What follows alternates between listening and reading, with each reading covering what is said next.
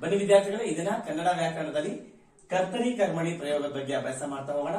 ಮೊದಲಿಗೆ ಕರ್ತರಿಯಿಂದ ಹೇಗೆ ಕರ್ಮಣಿ ಪ್ರಯೋಗವನ್ನ ಮಾಡ್ತಕ್ಕಂಥದ್ದು ಮತ್ತೆ ಕರ್ಮಣಿಯಿಂದ ಹೇಗೆ ಕರ್ತರಿ ಪ್ರಯೋಗವನ್ನ ಮಾಡ್ತಕ್ಕಂಥದ್ದು, ಆಕ್ಟಿವೈಸ್ ಟು ಪ್ಯಾಸಿವೈಸ್ ಮತ್ತೆ ಪ್ಯಾಸಿವೈಸ್ ಕೊಟ್ಟಾಗ ಅದನ್ನ ಹೇಗೆ ಆಕ್ಟಿವೈಸ್ ಮಾಡಬೇಕು ಅಂತ ನೋಡ್ತಾ ಹೋಗೋಣ.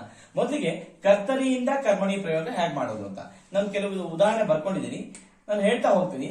ನಾನು ಉತ್ತರನೂ ಬರ್ದ್ಬಿಟ್ಟಿದ್ದೀನಿ.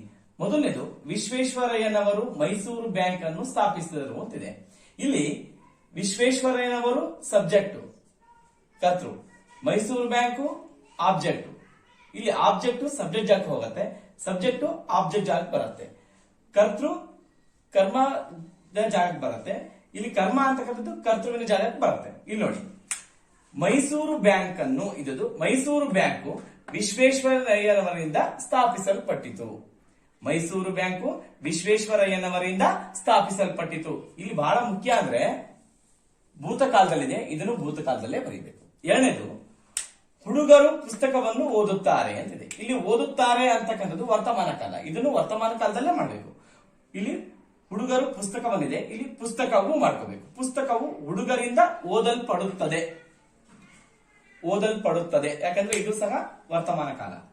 ಇನ್ನ ನಾವು ನಮ್ಮೂರ ಜಾತ್ರೆಯನ್ನು ಸಡಗರದಿಂದ ಆಚರಿಸುವೆವು, ಇದು ಭವಿಷ್ಯತ್ ಕಾಲದಲ್ಲಿದೆ. ಅದನ್ನ ಉತ್ತರ ಬರೆದಾಗ ನಮ್ಮೂರ ಜಾತ್ರೆಯು ನಮ್ಮಿಂದ ಸಡಗರದಿಂದ ಆಚರಿಸಲ್ಪಡುವುದು, ಇದು ಭವಿಷ್ಯತ್ ಕಾಲದಲ್ಲೇ ಎಂಡ್ ಮಾಡಬೇಕು. ಇನ್ನ ಕೆಲವು ನೋಡ್ತಾ ಹೋದ್ರೆ, ಈ ಗ್ರಂಥದಲ್ಲಿ ಪಾಕಶಾಸ್ತ್ರದ ವಿಷಯವನ್ನು ಚೆನ್ನಾಗಿ ಹೇಳಿದೆ ಅಂತಿದೆ. ಉತ್ತರ ಬರೆದಾಗ ಪಾಕಶಾಸ್ತ್ರದ ವಿಷಯವು ಈ ಗ್ರಂಥದಲ್ಲಿ ಚೆನ್ನಾಗಿ ಹೇಳಲ್ಪಟ್ಟಿದೆ ಅಂತಕ್ಕಂಥದ್ದು. ಇನ್ನು ಐದನೇದು, ವಿಶ್ವವಿದ್ಯಾಲಯವು ಈ ಪುಸ್ತಕವನ್ನು ಪ್ರಕಟಿಸಿದೆ, ಇದು ಭೂತಕಾಲದಿದೆ. ಅದನ್ನ ಬರ್ದಾಗ ಉತ್ತರ ಬರ್ದಾಗ ಇಲ್ಲಿ ಈ ಪುಸ್ತಕವನ್ನು ಇದೆಲ್ಲ ಅಲ್ಲಿ ಸ್ಟಾರ್ಟಿಂಗ್ ಅಲ್ಲಿ ತಗೊಂಡಾಗ ಪ್ರಾರಂಭದಲ್ಲಿ ಈ ಪುಸ್ತಕವು ವಿಶ್ವವಿದ್ಯಾಲಯದಿಂದ ತೃತೀಯ ವಿಭಕ್ತಿ, ಇದು ಪ್ರಥಮ ವಿಭಕ್ತಿ ಉ, ಇದು ತೃತೀಯ ವಿಭಕ್ತಿ ಇಂದ.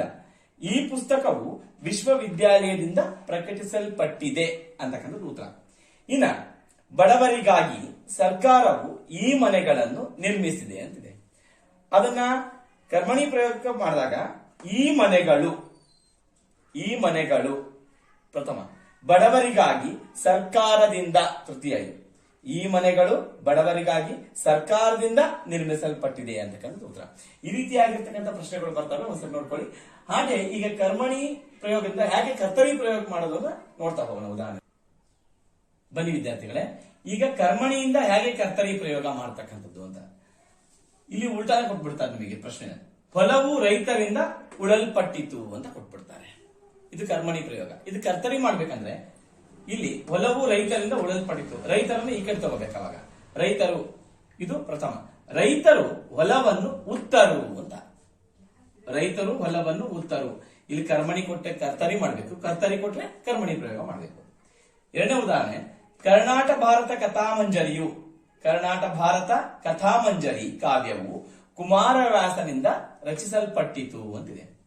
ಅದನ್ನ ಕರ್ತರಿ ಪ್ರಯೋಗ ಮಾಡಿದಾಗ ಕುಮಾರವ್ಯಾಸನು ಕರ್ನಾಟ ಭಾರತ ಕಥಾಮಂಜರಿ ಕಾವ್ಯವನ್ನು ರಚಿಸಿದನು ಅಂತಕ್ಕಂಥದ್ದು. ಮೂರನೇದು, ಕೆರೆಯ ಹೂಳು ಹಳ್ಳಿಯ ಜನರಿಂದ ಎತ್ತಲ್ಪಟ್ಟಿತು, ಇದು ಕರ್ಮಣಿ ಪ್ರಯೋಗ. ಕರ್ತರಿ ಮಾಡಿದಾಗ ಹಳ್ಳಿಯ ಜನರು ಈ ಕಡೆ ತಗೋಬೇಕು. ಹಳ್ಳಿಯ ಜನರು ಹೂ ಪ್ರಥಮ ಬರುತ್ತೆ, ಮೊದಲು ವಿಭಕ್ತಿ, ಅದು ಪ್ರಥಮ ವಿಭಕ್ತಿ. ಹಳ್ಳಿಯ ಜನರು ಅಂದಾಗ ಹೂ ಪ್ರಥಮ ವಿಭಕ್ತಿ. ಹಳ್ಳಿಯ ಜನರು ಕೆರೆಯ ಹೂಳನ್ನು ಎತ್ತಿದರು ಅಂತ. ಹಳ್ಳಿಯ ಜನರು ಕೆರೆಯ ಹೂಳನ್ನು ಎತ್ತಿದರು.